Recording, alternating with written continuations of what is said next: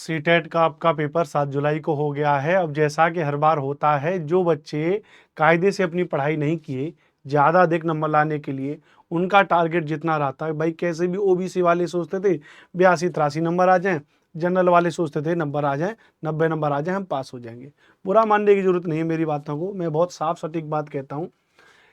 जब आप तैयारी ही अपने मन में सोच करके किए थे कि अनुपम सर हम तो ओबीसी से हैं, हम तो एससी से हैं, हमको तो जो है कि भैया 82 और 83 नंबर चाहिए, जैसा कि आंकड़े के अनुसार 55% अंक चाहिए होते हैं।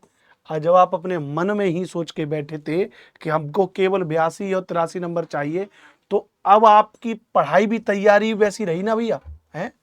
जो जनरल वाले ये सोच के बैठे थे कि केवल 90 नंबर चाहिए, यानी 60% अंक चाहिए, उससे ज्यादा के लिए पढ़ाई नहीं करोगे तो फिर क्या होगा। बाद में क्वेश्चन ये आते हैं कि अनुपम सर कितने नंबर बढ़ेंगे, कितने नंबर नहीं बढ़ेंगे, ये हमको बता दीजिए। याद रखना भैया, मैं आपके मुद्दे पर भी आऊंगा, ध्यान रखना। सीटेट का एग्जाम केवल एक पात्रता परीक्षा है, ऐसा नहीं कि इसको पास करके आपकी नौकरी लग जाएगी। अब सोच के देखिए, जो मेरी इस वीडियो को देख रहे हो इस वक्त, आप पात्रता परीक्षा को पास नहीं कर पा रहे हैं। आप क्या नहीं कर पा रहे हैं, बड़े गहराई से समझने वाली बात है। मेरे ऊपर क्वेश्चन करने से, मेरे बारे में कोई राय बनाने से, मुझे कुछ कहने से अच्छा है पहले मेरी बात को ध्यान से समझना।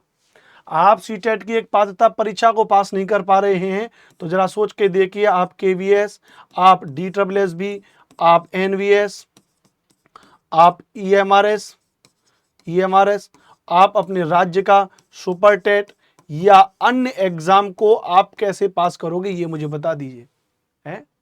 ये मुझे बता दीजिए कैसे का पार करोगे, है। तो भैया केवल एक पात्रता परीक्षा आपसे पास नहीं हो रही है। पात्रता परीक्षा में भी क्या उम्मीद कर रहे हो कि सर ये बता दीजिए स्कोर कुछ बढ़ेगा या नहीं बढ़ेगा, स्कोर कुछ बढ़ेगा या नहीं बढ़ेगा। सर जी 2 नंबर कम रहेंगे, सर जी 1 नंबर कम रहेंगे। जबकि जब मैं पढ़ाता तो मैं कहता था कि भैया एसएसटी को थोड़ा ढंग से पढ़ लो, टारगेट बनाओ भैया कि कम से कम 48-50 नंबर का टारगेट बनाओ। मैं कहता था भैया पेपर 2 में सीडीपी को ढंग से पढ़ो, कम से कम 27-28 नंबर का स्कोर बनाओ। मैं हमेशा कहता था कि हिंदी जैसा सब्जेक्ट तो बहुत बढ़िया सब्जेक्ट है, इसमें से बड़े आराम से 27-28 और को तो 29 नंबर तक लाए जा सकते हैं। हाँ, लैंग्वेज में मैं मानता हूँ कि भाई संस्कृत में कभी कभी बच्चे कम ध्यान देते हैं, या लैंग्वेज इंग्लिश में हो सकता है कम नंबर आए, लेकिन यहाँ पर भी हमेशा कहता था कि 20+ नंबर तो यहाँ पर भी लाए जा सकते हैं। और इनको अगर जोड़ोगे आप, तो यहाँ पे अगर आप देखोगे 2 और 2 4 नंबर छोड़ दो, 60 में से 4 गए तो 55 नंबर, 55, 65, 75, 75 और यहाँ पे 45 भी अगर जोड़ो, 48-50 जोड़ो, 45 जोड़ो, तो 80 और 4 120 का स्कोर बैठ रहा है। अब यहाँ पे मिनिमम से मिनिमम की बात करूंगा मैं। आप मिनिमम से मिनिमम सीडीपी में मेरे ख्याल से कम 20 नंबर तो लाएं, हिंदी में 20 नंबर तो लेके आए, और यहाँ पर आप कम से कम संस्कृत में 20 नंबर तो लेके आए होंगे। बोलिए, इतने तो कम से कम लेके आएंगे ना। एसएसटी में बुरी सी बुरी हालत में कम से कम 35 नंबर या 40 नंबर तो ले ही आओगे ना 60 में से। तो जोड़ लो 60 और 40 कितना हो रहा है, तो भी 100 नंबर हो रहा है। अब सोच के देखिए, आप 100 नंबर भी नहीं ला पाए, मिनिमम क्राइटेरिया को आप पास नहीं कर पा रहे हैं, तो अब आप जो है फिर KVS, DSSB, NVS, EMRS, super TET, BSB, Bihar शिक्षक भर्ती, इन एग्जाम को कैसे पास करोगे। क्या आपको लगता है कि आप टीचर बन जाओगे। अरे यार अनुपम सर उपदेश मत दो आप यार, बस ये बता दो नंबर बढ़ेंगे नहीं बढ़ेंगे। यही सोच रही तो दिसंबर में अगला सीटेट का पेपर अब दिसंबर में होगा, क्योंकि ये तो पास होगा नहीं। अब अगला पेपर कब होगा, दिसंबर में। दिसंबर वाले पेपर में भी आपकी यही हालत होगी, उसमें भी फिर यही सोच रहे होंगे। तो इसीलिए मैं कह रहा हूं कि यदि इस बार आपको लग रहा है, जनरल वालों को अगर ऐसा लग रहा है कि जो जनरल कैटेगरी वाले बच्चे हैं उनको लग रहा है कि सर हम 90 नंबर पे अटके हुए हैं और 1-2 नंबर कम हो जाएगा या 1-2 नंबर बढ़ सकता है, या जो ओबीसी एससी वाले उनको लग रहा है कि 80-81 नंबर आ रहे हैं, अगर 1-2 नंबर बढ़ जाएगा तो हमारा पेपर पास हो जाएगा, तो मैंने लिखा है 90-80 नंबर वाले जरूर देखें इन सब चीजों के बारे में। तो देखो, अब आपके मुद्दे की बात करूं, मैंने क्या किया है, मैं आपको दिखा भी सकता हूं कि मैंने पूरा पेपर आपका पढ़ा है। ऐसा नहीं कि मैं ऐसी माहौल बना रहा हूं, पूरा आपका ये वाला सीटेट का पूरा पेपर मैंने डिटेल में इसको पढ़ा। और स्पेशली अगर मैं अपने में बात करूं, जैसे मेरी हिंदी वाले सर से भी बात हुई थी, तो एक तो हिंदी में से क्वेश्चन है, एक पेडागोजी का क्वेश्चन है, 2 क्वेश्चन। एक मेरी एसएसटी में क्वेश्चन है जो बिल्कुल डायरेक्ट गलत है, मतलब 3 से 4 क्वेश्चन के क्या है भैया, 3 से 4 क्वेश्चन ऐसे हैं जिनके कई ऑप्शन सही हो सकते हैं, कई ऑप्शन सही हो सकते हैं। मतलब एक से अधिक ऑप्शन उनके क्या हो सकते हैं भैया, सही हो सकते हैं। और इसमें एसएसटी वाला जो क्वेश्चन है, जो लोकतंत्र वाला है, उसमें तो कोई ऑप्शन ठीक नहीं है। उसमें क्या भैया, उसमें कोई भी ऑप्शन ठीक नहीं है।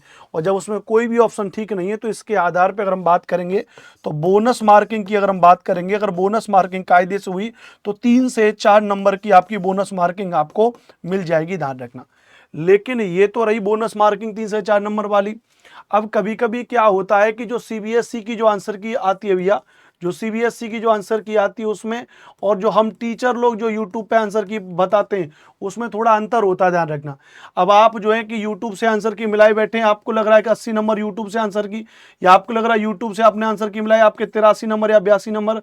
तो कभी कभी ऐसा होता है कि 2 या 3 को नंबर में कमी भी आ जाती है। तो इस बात के लिए तैयार रहिए। ऑफिशियल आंसर की जब आती है तो ये जरूरी नहीं है कि आपके आंसर बढ़ेंगे ही बढ़ेंगे, आपके आंसर क्या हो जाते हैं, आपके आंसर कमी भी हो जाते हैं, ध्यान रखना भैया। तो वैसे जो आप बोनस मार्किंग कितने नंबर की बढ़ जाएगी, 3 से 4 नंबर की बढ़ जाएगी।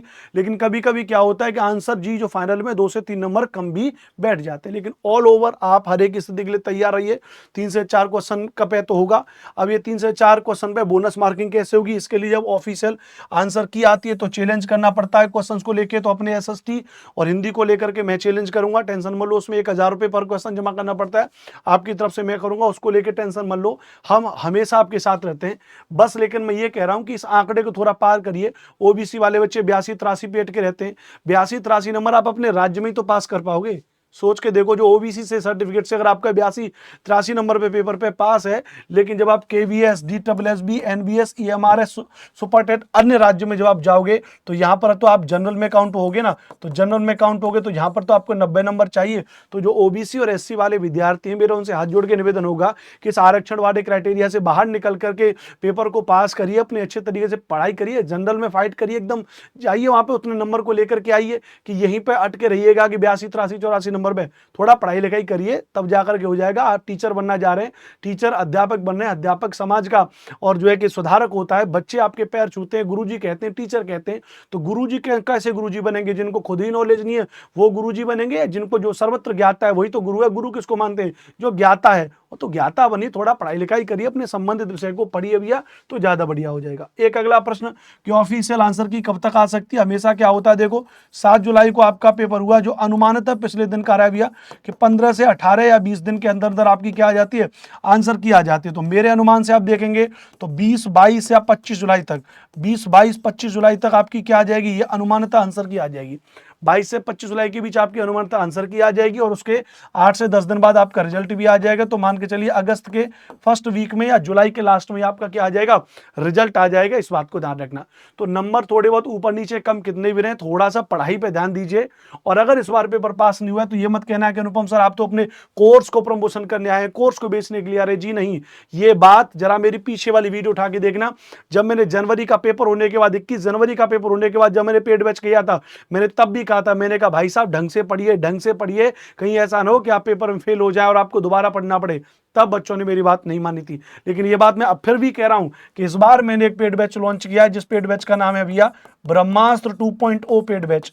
ब्रह्मास्त्र 2.0 पेड बैच, जिसमें मैं पढ़ा रहा हूं, मेरे साथ में मेरी पूरी टीम है। CDP Ajay sir, EVS Lokesh sir, Himanshu sir maths, English Deepak Chauhan sir, Sanskrit Sanjay Satish sir, Hindi में विरल विश्वकर्मा जी, बाकी के बेहतरीन फैकल्टी के साथ मैंने ब्रह्मास्त्र 2.0 बैच लॉन्च किया है। नीचे टिकर पे एक नंबर दिया गया, उस नंबर पे कॉल कर लीजिए, व्हाट्सएप पर मैसेज करिए। ब्रह्मास्त्र 2.0 पेड बैच के साथ में जुड़िए। कंप्लीट एसएसटी में आपको पढ़ाऊंगा, जिसमें मेरा गारंटी रहती है हमेशा कि भैया मैं 50+ नंबर तक आपको सीधा मेरी क्लास से आएगा फंसेगा और आपका पेपर बहुत अच्छे नंबर से पास होगा।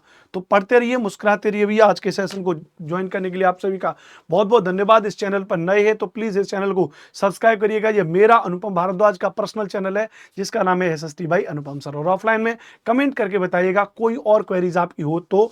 और अगर एक्स्ट्रा डिस्काउंट पर भी अगर आपको कोई पेड कोर्स चाहिए तो भी दिए गए नंबर पर कॉल मैसेज करें, मैं आपकी डेफिनेटली हेल्प करूंगा। Thank you very much. जय हिंद, जय भारत।